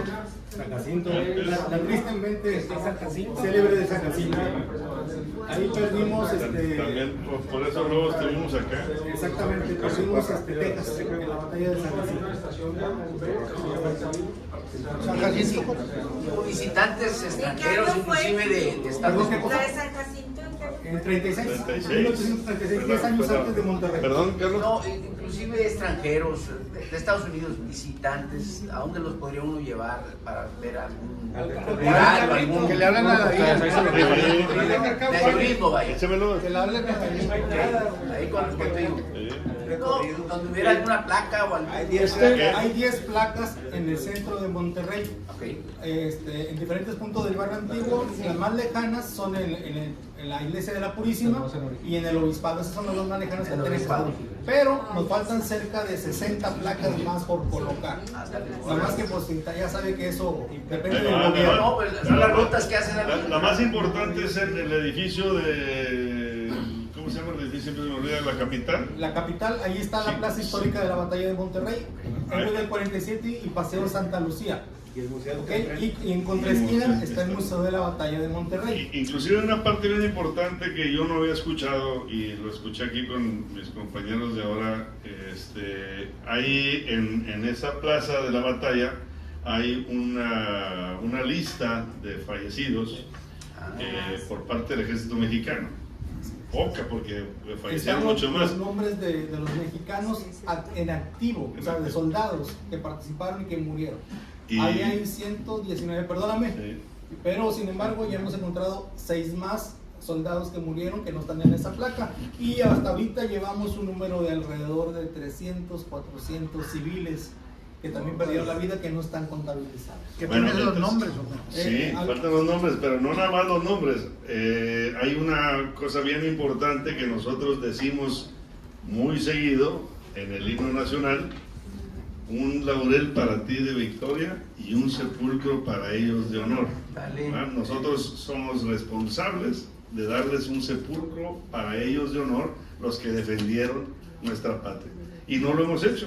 Entonces tenemos esa deuda como mexicanos, y nosotros en Monterrey que levantemos la mano y decimos: aquí murieron mexicanos por nuestra patria, y hay que agradecerles a los amigos de la Batalla de Monterrey que nos están ¿Qué dignificado? insistiendo en que tenemos esa responsabilidad. Hemos encontrado fósiles, cuerpos de algunos de los combatientes ahí en la zona de las tenerías. Eran de combatientes estadounidenses. Ya vinieron por ellos los estadounidenses y el gobierno de Estados Unidos llamando por ellos en el 2016 con todos los honores posibles que pudieran imaginarse. Fue muy discreta para no causar revuelo, pero vino el tercer regimiento, la vieja guardia. Vino, sí, gente del tercer regimiento de infantería que estuvieron aquí en Monterrey, que es el regimiento más antiguo en Estados Unidos. Es más o menos equivalente a nuestro heroico Escuadrón 201, pero ellos son desde 1776 y son los militares que están encargados de repatriar cuerpos de soldados en cualquier parte del mundo, de cualquier época, siempre y cuando sea americano. Y como nota adicional, ese cuerpo, el tercero, fue el que más hombres perdió el día 21 de septiembre. Por eso tienen ese privilegio, ¿no? Además de toda su historia, es principalmente por el 21 de septiembre del 46 que se ganaron esa distinción oficial de ser los únicos actualmente que pueden utilizar bayoneta calada en los desfiles y en todo lo demás. Ellos vinieron, llegaron en un avión especial, se los llevaron, y allá hicieron un desfile con los cadáveres para poderles dar el sepulcro. Exacto, los féretros. Y como nota adicional, nuestros mexicanos, que ya sabemos que también recogimos los huesos de aquí de las tenerías, que están en una caja de cartón en el obispado esperando que a ver quién los regresa. Lo que te iba a preguntar, familiares de, o sea, no sé si necesitamos hacer exámenes, identificación de ADN. ¿Ustedes cuándo va a hacer eso? Están en el obispado, están en una bodega, en unas cajitas. Ahí están los huesos de los mexicanos. Y antiguos. Bueno, pues muchas gracias a Punto y Coma, muchas gracias a ustedes que vinieron, muchas gracias al arquitecto Cadena y a Ricardo, que primero le dedican mucho tiempo a entender esto, su pasión, como bien lo vieron, pero lo más importante es que les gusta compartirlo, que esa es la parte que más agradecemos nosotros ahí. Y había una pregunta de Elena, ¿o no? Pásale, Jesús. No, iba a decir que para el próximo recorrido vamos a estar tomando sus nombres y números para mandarles información de cuando David hace muchos recorridos todos los meses, pero en especial para mandarles información de cuando sea la próxima fecha de la batalla. Porfa, sí, ahí con Elena para que tengan esa información. ¿Me permites nomás? Claro. Esas hojitas que le di, esa información es una recopilación de años de investigación de Ricardo y mío, y los dibujos son hechos por un servidor. Esos datos que están ahí no vienen en ningún libro, nadie los ha condensado así como nosotros. Me gustaría, sería un honor para mí si las conservaran, ¿verdad? O si no, pues que las pasen a alguien más que les interese el tema, pero sí, trajes suficientes para todos, pero bueno, pero ojalá, y con esos croquis pueden ir a caminar al centro y ubicarse en los lugares que están ahí indicados. Además, otro punto, ya yo creo que para septiembre, octubre ya salen 2 libros. Eso es lo más con toda la información que estamos hablando, No digas. principalmente del día 21 y lo que es la Ciudadela, aparte. Estamos trabajando con el municipio de San Nicolás actualmente y con el municipio de Apodaca y de Marín. Va a haber información también sobre esos municipios, sobre lo que pasó en ellos y que a través de David, a través de aquí del espacio cultural, pues se van a enterar. Oye, para cuando salga esta información a la luz pública. Muchísimas gracias. Palabras para todos.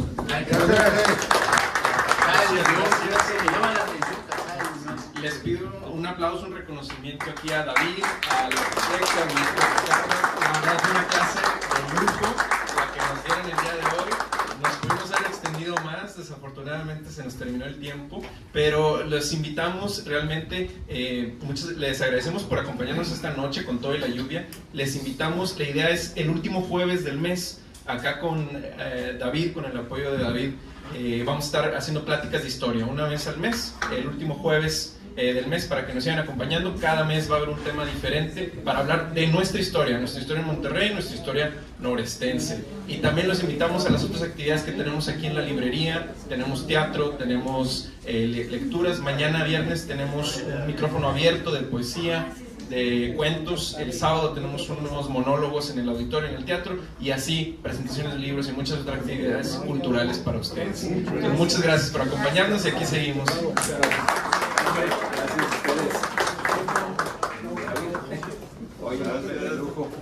Muchas gracias. Calzado Unión, sí.